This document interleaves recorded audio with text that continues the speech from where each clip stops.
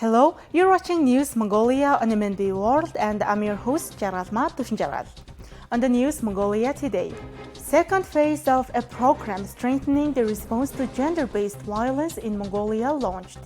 Rainbow Bridge exhibition showcases work by Mongolian and Korean artists. 66,360 foreign visitors arrived in Mongolia in May 2025. For the news, stay tuned.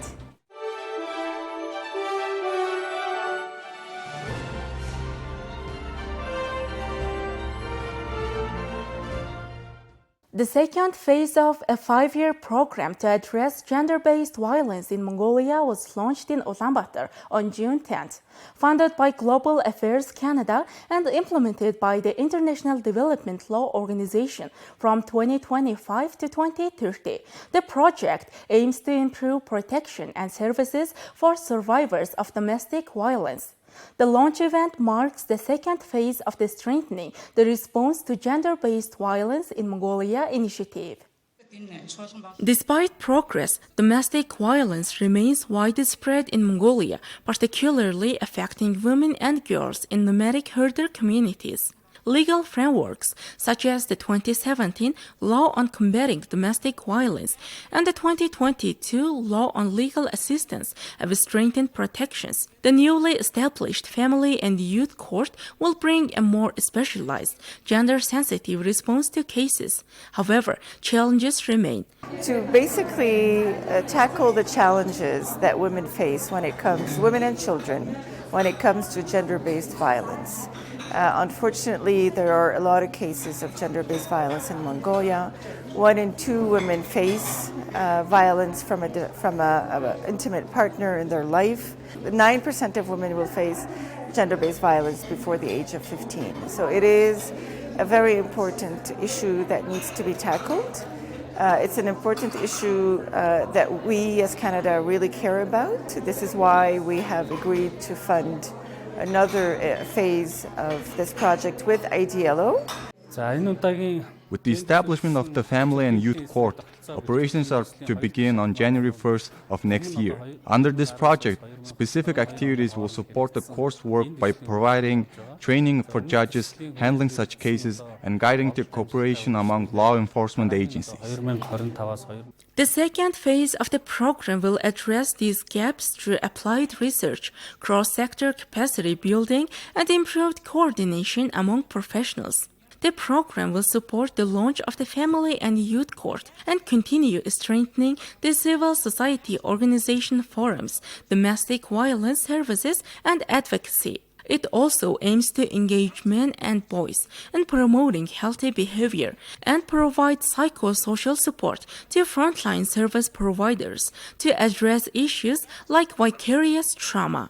We're also proud that this project has a program for adolescent boys, not only of those rural and herder communities, but throughout Mongolia, to teach them healthy lifestyles and help them be part of a zero tolerance to gender-based violence future for Mongolia. Experts discussed prosecution challenges and service accessibility for gender-based violence survivors. The International Development Law Organization highlighted efforts to improve awareness, support rural and herder communities, and work with adolescents, boys to break domestic violence cycles. Rainbow Bridge, a vibrant collaboration between Mongolian and South Korean artists, has officially opened in Ulaanbaatar. The exhibition features work by 35 artists that explore the themes of inner life, human connection, and the intersection of tradition and technology. The group exhibition Rainbow Bridge has officially opened. 35 artists from Mongolia and South Korea are showcasing their work in this collaborative exhibition. One of the featured pieces you are seeing now is titled A Letter from the Sky by Soilma, an award-winning Mongolian painter recognized by the Union of Mongolian Artists. Known for centering her work on Buddhist themes, this piece expresses the connection between religion and science. Humanity is represented in the figure of a woman, while the reflection of a deity appears in the helmet of an astronaut, sending the message that divinity can exist anywhere. 20 artists from Mongolia and 15 from Korea are presenting work that reflects their inner emotions and perspectives. The painting behind me is by a young Korean woman named So In-sun. The work is titled The Enamel of Life. You can see how the face looks like it's coated in a shiny, enamel-like layer. This represents the delicate nature of human relationships. Sometimes, even though people want to be close to one another, they may feel like that closeness could lead to a fracture, like something might break. On the other hand, staying apart can create a sense of isolation and loneliness. This artwork conveys the fragile balance within human connections. The South Korean artists are not only exhibiting paintings, but also presenting video art pieces that explore the interconnectedness of nature and human relationships. As technology rapidly evolves across the globe, visual art is also adapting, embracing digital mediums that combine images and music to give visitors brief yet profound emotional experiences. Mongolian artists often participate in art fairs in Korea, especially in the fall season. During those events, Korean organizers actively support Mongolian artists by providing exhibition space, which helps our work reach a wider audience. Korea has many artists focused on contemporary art, and their country strongly supports the arts through government policy. There is definitely a lot we can learn from them. It opens up many new opportunities. Ulaanbaatar is now a member of UNESCO's network of more than 350 creative cities. As part of this initiative, the Ulaanbaatar Biennale Cultural Program is being implemented this year, featuring several international exhibitions in major art venues. Rainbow Bridge is one such event. The exhibition is free and open to the public and will be open display for 4 days. Tourism in Mongolia continues to grow steadily. Over 66,000 visitors arrived in May, marking an increase from last year. There have been more than 226,000 foreign arrivals since the start of the year. With efforts being made to position tourism as a key economic sector, calls have been made to make Naadam Festival tickets more accessible to international visitors after many were left disappointed last year. Mongolia received 66,360 foreign visitors in May, which is an increase of 5,000 compared to the same period last year. Since the beginning of 2025, 226,000 foreign visitors have arrived in Mongolia. As part of plans to develop tourism into a leading economic sector, the Years to Visit Mongolia campaign was launched in 2023. The tourism sector generated $1.2 billion in revenue in 2023 and increased to $1.6 billion in 2024. A proposal has been submitted to the state committee responsible for organizing the National Naadam Festival to make the opening ceremony tickets more accessible to foreign visitors. Between July 1st and 11th last year, 52,000 foreigners visited Mongolia, with many coming specifically to attend the National Naadam Festival. However, the Mongolia Tourism Organization has noted that due to the limited availability of tickets for the Naadam Festival's opening ceremony, many tourists leave disappointed because they are unable to secure tickets. Thank you for staying with us. Here are the currency exchange rates provided by Mongol Bank.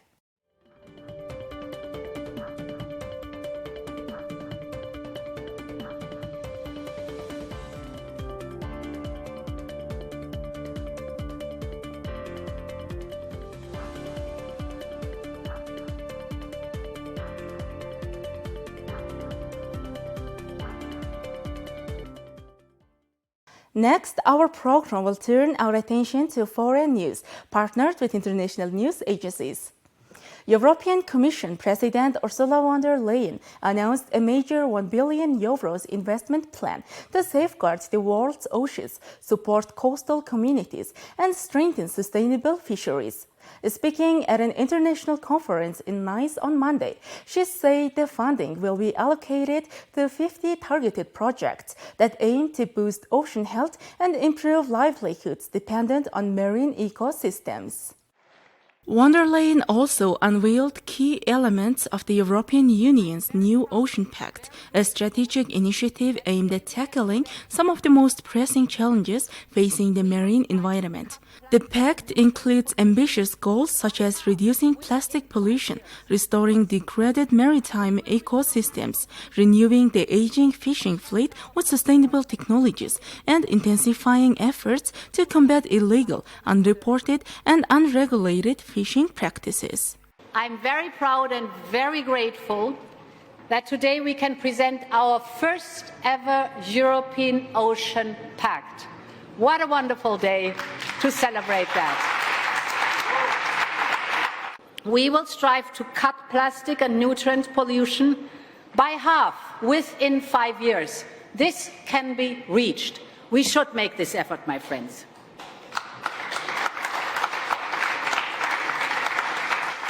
We will restore natural habitats and shelter our coasts more effectively from the impact of climate change. Our goal is to bring 20% of Europe's marine ecosystems back to life by 2030. We will channel grants to community resilience projects, support small-scale fisheries as a priority. We will work with member states to ensure fair and transparent access to fishing opportunities. We will make it easier to renew small fishing vessels, especially in the more remote regions. In addition, the Ocean Pact will help our fishing fleets to modernize and decarbonize. Europe is taking a zero-tolerance approach to illegal practices.